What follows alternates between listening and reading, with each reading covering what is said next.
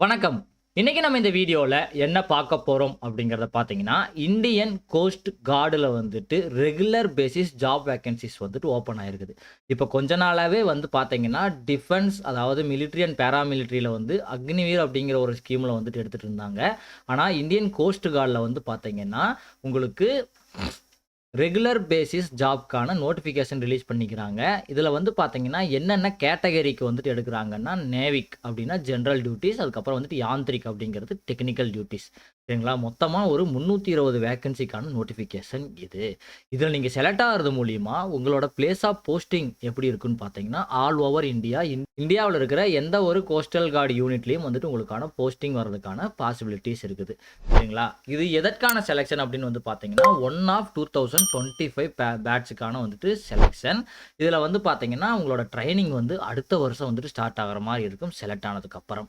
இதற்கு அப்ளை பண்றதுக்கான last date என்ன அப்படின்னு பார்த்தீங்கன்னா, 3/7/2024 தான் உங்களுக்கான லாஸ்ட் டேட்டு. அப்ளிகேஷன் எப்படி அப்ளை பண்றதுன்னு கேட்டீங்கன்னா, நீங்க ஆன்லைன் மோட்ல தான் அப்ளை பண்ணணும். சரிங்களா? அதற்கான அஃபிஷியல் வெப்சைட் என்ன அப்படிங்கிறது கேட்டீங்கன்னா, joinindiancoastguard.cdac.in அப்படிங்கிற வெப்சைட்ல தான் நீங்க அப்ளை பண்ணிக்கணும். இந்த அஃபிஷியல் வெப்சைட் லிங்க்க வந்துட்டு நான் கீழ டிஸ்கிரிப்ஷன்ல குடுக்குறேன். ஸோ நீங்க டைரக்ட்டா அந்த லிங்க்ல கிளிக் பண்ணி போயும் உங்கனால அப்ளை பண்ணிக்க முடியும். அடுத்ததா வந்து பார்த்தீங்கன்னா, எலிஜிபிலிட்டி கிரைட்டீரியா என்ன அப்படிங்கிறத பார்த்தீங்கன்னா, நீங்க நேவிக் அதாவது ஜெனரல் டியூட்டீஸ்க்கு நீங்க அப்ளை பண்றீங்க அப்படின்னா, ஆஸ் ஆன் 3/7/2024 அப்போ உங்களோட எஜுகேஷன் குவாலிஃபிகேஷன் எப்படி இருக்கணும்னா, நீங்க கிளாஸ் 12th வந்துட்டு பாஸ் பண்ணியிருக்கணும். வித் மேத்தமேட்டிக்ஸ் அண்ட் பிசிக்ஸோட. சரிங்களா? ஏதாவது ஒரு கவர்ன்மெண்ட் ஆர்கனைஸ்டு எஜுகேஷன் போர்டுல, அதாவது நீங்க ஸ்டேட் போர்டுல படிச்சிருக்கலாம். அப்படி இல்லனா சிபிஎஸ்இ போர்டுல அதுவே வந்துட்டு நீங்க யாந்திரிக் அதாவது டெக்னிக்கல் டிபார்ட்மெண்ட்ஸ்க்கு நீங்க அப்ளை பண்ணணும்னா, நீங்க மினிமம் கிளாஸ் 10th பாஸ் பண்ணிட்டு, அதுக்கப்புறமா diploma in electrical, mechanic, electronics அப்படி இல்லன்னா டெலிகம்யூனிகேஷன்.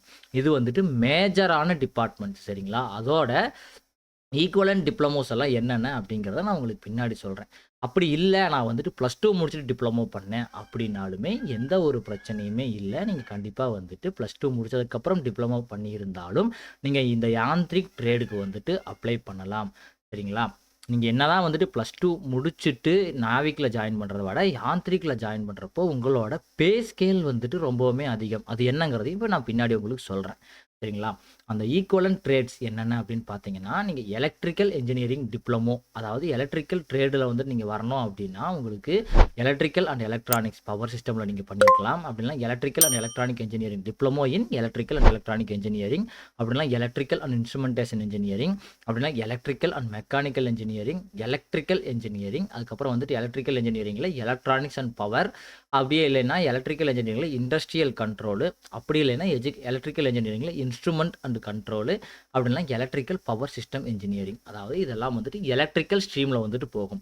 மெக்கானிக்கல் என்ஜினியரிங் டிப்ளமோ அதோட ஈக்குவலன்ட் டிகிரிஸ் என்னென்னலாம் கொடுத்துருக்காங்கன்னா, நீங்க வேலை பார்க்க போறது கோஸ்ட் கார்டுல. ஸோ மெரைன் என்ஜினியரிங், மெக்கானிக்கல் என்ஜினியரிங்லேயே ப்ரொடக்ஷனை வந்துட்டு மேஜர் சப்ஜெக்டாக எடுத்து படிச்சிருப்பாங்க.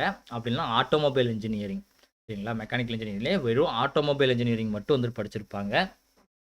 அப்படி இல்லைன்னா diploma in refrigeration and air conditioning engineering. இதுவுமே உங்களுக்கு மெக்கானிக்கல் ஸ்ட்ரீம்ல தான் வந்துட்டு வருது. அதுக்கப்புறம் புரொடக்ஷன் இன்ஜினியரிங், அதுக்கப்புறம் ஷிப் பில்டிங் இன்ஜினியரிங். இந்த மாதிரியான பிரான்ச்சஸ்ல நீங்க டிப்ளமோ முடிச்சிருந்தீங்கனாலும் நீங்க இதற்கு அப்ளை பண்ண முடியும். அடுத்ததா வந்துட்டு electronic telecommunication radio power engineering diploma என்னென்னு பார்த்தீங்கன்னா, advanced electronic and communication engineering ECE diploma in ECE, அப்படி இல்லைன்னா வந்துட்டு electronic instrument and control engineering, அப்படின்னா எலக்ட்ரானிக் இன்ஜினியரிங் அதில் எலக்ட்ரானிக்ஸ் ஃபைபர் ஆப்டிக்ஸை வந்துட்டு மேஜர் சப்ஜெக்டாக வச்சு ஒரு சில டிப்ளமோ வந்துட்டு முடிச்சிருப்பீங்க அவங்களுக்கு. அதுக்கப்புறம் எலக்ட்ரானிக்ஸ் அண்ட் கம்யூனிகேஷன் இன்ஜினியரிங், அதுக்கப்புறம் வந்து பார்த்தீங்கன்னா எலக்ட்ரானிக்ஸ் அண்ட் எலக்ட்ரிக்கல் இன்ஜினியரிங்.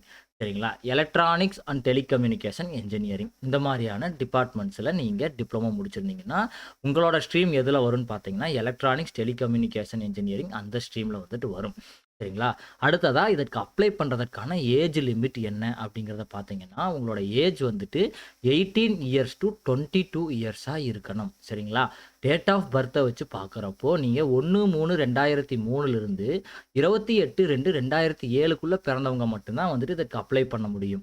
இதில் வந்து பார்த்தீங்கன்னா மற்ற டிபார்ட்மெண்ட்ஸான ஏர்ஃபோர்ஸு, நேவி, ஆர்மியில் உங்களுக்கு எந்த ஒரு ஏஜ் லிமிட்டில் ரிலாக்ஸேஷன்ஸ் கிடைக்காது. ஆனால் கோஸ்ட் கார்டு வந்து பார்த்தீங்கன்னா ஹோம் மினிஸ்ட்ரிக்கு கீழே வர்றதுனால நீங்கள் எஸ்சி, எஸ்டி கேண்டிடேட்ஸாக இருக்கிறப்போ 5 இயர்ஸுக்கான ஏஜ் ரிலாக்ஸேஷனும், ஓபிசி கேண்டிடேட்ஸாக இருக்கிறப்போ 3 இயர்ஸுக்கான ஏஜ் ரிலாக்ஸேஷனும் உங்களுக்கு கிடைக்கிது. சரிங்களா? அடுத்ததாக வந்துட்டு ரொம்பவுமே முக்கியமான ஒரு விஷயம் சேலரி. சரிங்களா? நம்ம முன்னாடியே சொன்ன மாதிரி நீங்கள் +2 முடிச்சுட்டு ஜென்ரல் டியூட்டிஸ் நேவிக்கில் ஜாயின் பண்ணுறப்போ உங்களோட பே லெவல், சென்ட்ரல் கவர்மெண்ட் பே லெவல் வந்துட்டு 3ல் இருக்கும். உங்களோட பேசிக் பே எவ்வளோல ஸ்டார்ட் ஆகும்னு வந்து பார்த்தீங்கன்னா 21,700 ருபீஸில் வந்துட்டு ஸ்டார்ட் ஆகும். இதோட சேர்த்து மற்ற அலவன்ஸுகளும் கிடைக்கும். ஸோ நீங்கள் ஜாயின் பண்ண உடனே பை ஹேண்ட் சேலரி உங்களுக்கு 35,000 to 40,000 வரைக்குமா இருக்கிறதுக்கு பாசிபிலிட்டிஸ் இருக்குது. சரிங்களா? அதுவே நீங்கள் டெக்னிக்கல் பிரான்ச் அதாவது யாந்திரிக்கில் வந்துட்டு ஜாயின் பண்ணுறப்போ உங்களோட பே லெவல் 5ல் இருக்கும். ஸோ நாவிக்கும் அதுக்கப்புறம் யாந்திரிக்கும் இடையில உங்களுக்கு பே லெவலே வந்துட்டு 2 ஸ்டேஜ் வந்துட்டு அதிகமாகிடுது. மினிமம் பேசிக் பே அதாவது உங்களோட இனிஷியல் பேசிக் பே எவ்வளோ இருக்குன்னு பார்த்தீங்கன்னா 29,200 ரூபாய் வந்துட்டு உங்களுக்கான பேசிக் பே இருக்கும். அதாவது நேவிக்கும் யாந்திரிக்கும் இடையில உங்களுக்கு ஒரு 8,000 ருபீஸ்க்கான பேசிக் பேலேயே வந்துட்டு டிஃப்ரென்ஸ் இருக்குது. அப்போது இதோட டிஏ வந்துட்டு இப்போ 50% கால்குலேட் பண்ணுறப்போ ஒரு 15,000 45,000 ஆகிடும். மற்ற அலவன்ஸ் எல்லாம் சேர்த்துறப்போ உங்களுக்கு மினிமம் வந்துட்டு 50,000 to 55,000 பேமெண்ட் கிடைக்கிறதுக்கான பாசிபிலிட்டிஸ் இருக்குது. சரிங்களா? நேவிக்கை விட உங்களுக்கு 15,000லிருந்து 20,000 ரூபா வந்துட்டு சம்பளம் அதிகமாக கிடைக்கும். யாருக்கு? யாந்திரிக் டெக்னிக்கல் ஸ்ட்ரீம்ஸில் டிப்ளமோ முடிச்சுட்டு ஜாயின் பண்ணுறவங்களுக்கு. சரிங்களா? அடுத்ததாக இதற்கான செலெக்ஷன் ப்ராசஸ் என்ன அப்படிங்கிறத பார்த்தீங்கன்னா ஃபஸ்ட்டு எல்லாருக்குமே காமனாக கம்ப்யூட்டர் பேஸ்டு எக்ஸாமினேஷன் ஒன்று கண்டக்ட் பண்ணுறாங்க. சரிங்களா? அதோட சிலபஸ் என்ன அப்படிங்கிறத பற்றி அடுத்து வர ஃப்யூச்சர் வீடியோஸில் உங்களுக்கு வந்துட்டு டிஸ்கஸ் பண்ணுறேன். சரிங்களா? அந்த கம்ப்யூட்டர் பேஸ்டு எக்ஸாமினேஷனை நீங்கள் இனிஷியலாக பாஸ் பண்ணி முடிச்சிட்டிங்கன்னா உங்களுக்கு ஸ்டேஜ் 2ல் வந்து பார்த்தீங்கன்னா அசஸ்மெண்ட் அண்ட் அடாப்டபிலிட்டி டெஸ்ட், அதுக்கப்புறம் ஃபிசிக்கல் ஃபிட்னஸ் டெஸ்ட், இது 2யும் கிளியர் பண்ணிங்கன்னா டாக்குமெண்ட் வெரிஃபிகேஷன் பண்ணிவிட்டு ஃபைனலாக வந்துட்டு ரெக்ரூட்மெண்ட் மெடிக்கல் எக்ஸாமினேஷன் கண்டக்ட் பண்ணுறாங்க. சரிங்களா? இதையெல்லாம் வந்துட்டு நீங்கள் கிளியர் பண்ணிட்டீங்க அப்படின்னா ஸ்டேஜ் 3ல் வந்துட்டு உங்களை என்ன பண்ணுறாங்கன்னா டாக்குமெண்ட் வெரிஃபிகேஷன் பாஸ் ஆனவங்களை எல்லாத்தையும் வந்துட்டு கூப்பிட்டு டாக்குமெண்ட் வெரிஃபிகேஷன் எங்கே வந்து பண்ணுறாங்கன்னு பார்த்தீங்கன்னா ஐஎன்எஸ் சில்கா. சரிங்களா? அங்கே வந்துட்டு பண்ணுறாங்க. அந்த டாக்குமெண்ட் வெரிஃபிகேஷனோட சேர்த்து ஃபைனல் ரெக்ரூட்மெண்ட் மெடிக்கல் எக்ஸாமினேஷன் அதாவது உங்களுக்கு 2 இடத்துல வந்துட்டு டாக்குமெண்ட் வெரிஃபிகேஷன் நடக்கும். ஒன்று ஃபிசிக்கல் ஃபிட்னஸ் டெஸ்ட் நடக்கிறப்போ ஸ்டேஜ் 2ல் நடக்கும். அதே மாதிரி ஸ்டேஜ் 3லையும் நடக்கும். அதே மாதிரி மெடிக்கல் எக்ஸாமினேஷன் வந்து பார்த்தீங்கன்னா 2 இடத்துலையுமே நடக்கும். ஸ்டேஜ் 2லையும் நடக்கும், ஸ்டேஜ் 3லையும் நடக்கும். அதுக்கப்புறம் ஸ்டேஜ் 4 வந்துட்டு ஃபைனல் வெரிஃபிகேஷன் பண்ணிட்டு உங்களுக்கான போஸ்ட் மெரிட் லிஸ்ட் வந்து ரிலீஸ் பண்ணி போஸ்ட்டு உங்களுக்கு கிடைக்க போகுது. சரிங்களா? அடுத்ததா இதற்கு அப்ளை பண்ணுறதுக்கு ஏதாவது அப்ளிகேஷன் ஃபீ இருக்குதா அப்படின்னு கேட்டிங்கன்னா நீங்கள் எஸ்சி, எஸ்டி கேண்டிடேட்டாக இருக்கிறப்போ எந்த ஒரு ஃபீயும் பே பண்ண தேவையில்லை.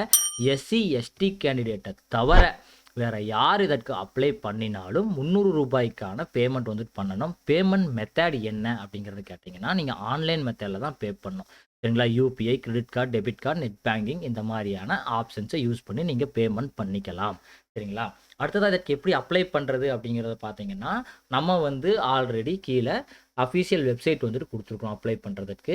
அதில் கிளிக் பண்ணி ஓப்பன் பண்ணிங்கன்னா ஃபஸ்ட்டு வந்து நீங்கள் ரெஜிஸ்ட்ரேஷன் ஆல்ரெடி கோஸ்ட் கார்டில் பண்ணியிருந்தீங்கன்னா டேரெக்டாக லாகின் ஐடி யூஸ் பண்ணி லாகின் பண்ணி அப்ளை பண்ணிக்கலாம். அப்படி பண்ணலைன்னா ஃபஸ்ட்டு ஆன்லைன் ரெஜிஸ்ட்ரேஷன் பண்ணுங்கள். அதுக்கப்புறம் மற்ற டீட்டெயில்ஸ் எல்லாம் ஃபில் பண்ணி நீங்கள் அப்ளை பண்ணிக்க முடியும். சரிங்களா? இதற்கு அப்ளை பண்ணுறதுக்கான லாஸ்ட் டேட் என்ன அப்படிங்கிறத கேட்டிங்கன்னா 3/7/2024. அதுக்கப்புறம் ஸ்டேஜ் 1 எக்ஸாமினேஷன் எப்போ கண்டக்ட் பண்ணுவாங்கன்னு கேட்டிங்கன்னா இது வந்துட்டு மிட் அப்படி இல்லைன்னா எண்ட் ஆஃப் செப்டம்பர் 2024ல் வந்துட்டு இதற்கான ஸ்டேஜ் 1 எக்ஸாமினேஷன் கண்டக்ட் பண்ணுவாங்க.